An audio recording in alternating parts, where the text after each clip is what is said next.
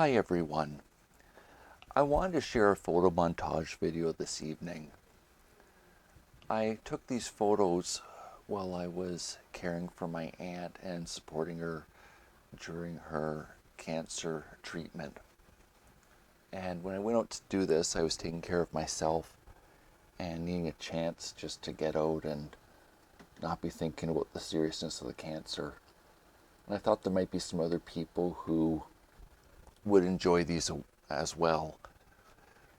I spent about an hour looking at photos around my neighborhood and just selected these 10 to share.